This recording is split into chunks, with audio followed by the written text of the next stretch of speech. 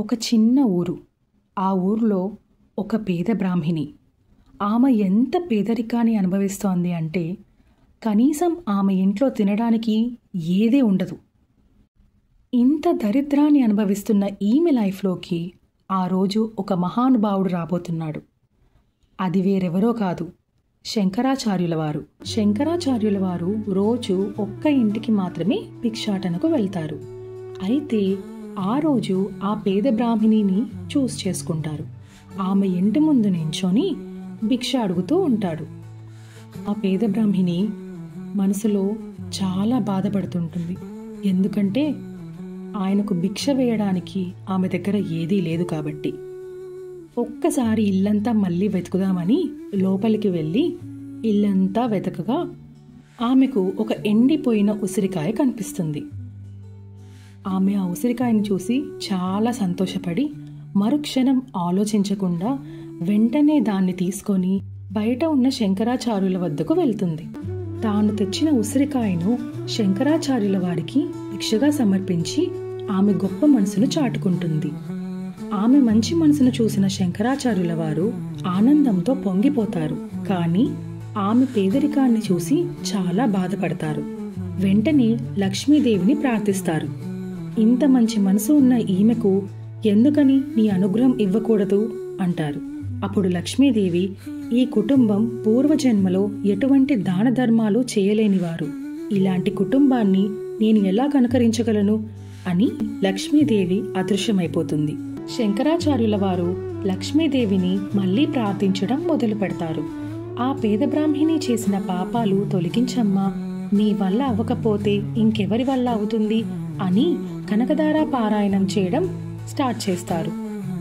ఆ స్తోత్రంలో ఒక దగ్గర శంకరాచార్యుల వారు చేసే పారాయణానికి అమ్మవారు సంతోషించి ఆకాశం నుంచి ఆ పేద బ్రాహ్మిణి ఇంటి ముందు బంగారు ఉసిరికాయల వర్షం కురిపిస్తుంది. అంతేకాకుండా ఆ పేద బ్రాహ్మిణి కుటుంబం చేసిన పాపాలన్నిటినీ కరిగిస్తుంది. లక్ష్మీదేవి చేసిన సాయానికి శంకరాచార్యుల వారు కృతజ్ఞతతో అమ్మవారికి థ్యాంక్స్ చెప్తూ కనకధార స్తోత్రాన్ని కంటిన్యూ చేస్తారు. కనకవర్షం కురవడం ఆగాక లక్ష్మీదేవిని శంకరాచార్యుల వారు ఒక కోరిక కోరుతారు. అమ్మా, నువ్విచ్చిన బంగారు నుంచి నాకేదీ వద్దు, కానీ నాకు మీ దర్శన భాగ్యం ఇవ్వండి అని కోరుతాడు.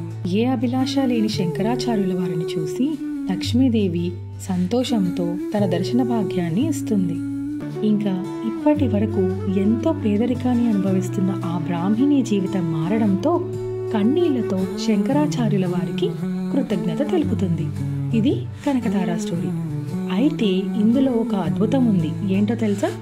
ఆది శంకరాచార్యుల వారు పారాయణం చేసిన ఈ కనకధార కేవలం ఆ బ్రాహ్మిణి కోసం మాత్రమే కాదు, మనందరి కోసం. ప్రతి స్తోత్రం స్టార్టింగ్ లో అమ్మవారిని వర్ణిస్తూ పొగుడుతూ అర్థాన్నిస్తాయి. కానీ ఎండింగ్ వచ్చేసరికి ఆ స్వామితో కలిపి ఉన్న లైన్ ఉంటుంది. ఆల్రెడీ చదువుతున్న వాళ్ళకి ఇది అర్థమై ఉంటుంది.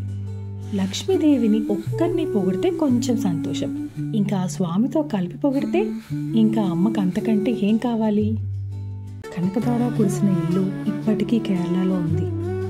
ఒక్కసారి కనకధార అని సర్చ్ చేసి చూడండి. గొప్ప గొప్ప మహానుభావులు ఎందరో కనకధార గొప్పతనాన్ని వర్ణిస్తూ కనిపిస్తారు. అలా అని ఇలా చదవగానే బంగారం వస్తుందా అంటే కాదండి. మనం గత జన్మలో చేసిన పాపపుణ్యాల వల్ల లక్ష్మీదేవి మన దగ్గర ఉండకపోవడం జరుగుతుంది. నేను కనకధార స్టోరీ పార్ట్ 4లో కూడా చెప్పాను. ఆ బ్రాహ్మిణి చేసిన పాపాలను కూడా కరిగిస్తుంది ఆ అమ్మవారు. ఒక రకమైన శక్తి వస్తుంది మనలో. ఇన్ని డేస్ నుంచి చెయ్యాలి అనుకుని చేయకుండా ఆగిన పనులన్నీ ముందుకు వెళ్తాయి. ఎటువంటి ఆటంకాలు లేకుండా మనం అనుకున్నది చేయగలము. మనకు లక్ష్మీ కటాక్షం వస్తుంది, ధన ప్రాప్తి, ధనం వచ్చే దారులన్నీ తెరుచుకుంటాయి. నేను నా ఎక్స్పీరియన్స్ని కంప్లీట్గా ఒక వీడియోలో పెట్టాను. ఇన్ కేస్ మీకు ఇంట్రెస్ట్ ఉంటే వీడియో లింక్ కింద ఇస్తాను, ఒకసారి చూడండి. కనకధార స్టోరీ మొత్తం విన్నాం కదా, ఇంకా పారాయణం స్టార్ట్ చేయొచ్చా అంటే ఉండండి, ఇది స్టోరీ మాత్రమే. స్తోత్రాల అర్థాలు తెలియకుండా చదివితే ఆ అనుభూతి ఉండదు, ఏదో అప్పచెప్పినట్టు ఉంటుంది. అదే స్తోత్రాల అర్థం తెలుసుకొని చదివితే ఒక్కో స్తోత్రం చదివినప్పుడు దాని అర్థం మీ కళ్ళ ముందు కనిపిస్తుంది. ట్రస్ట్ మీ, వాటి అర్థాలు తెలుసుకుంటుంటే మీకు గూస్ బంప్స్ వస్తాయి. అలా ఉంటాయి ఆ పదాలు. రేపటి నుంచి ఒక్కో స్తోత్రం భావాలు చెప్పుకుందాం.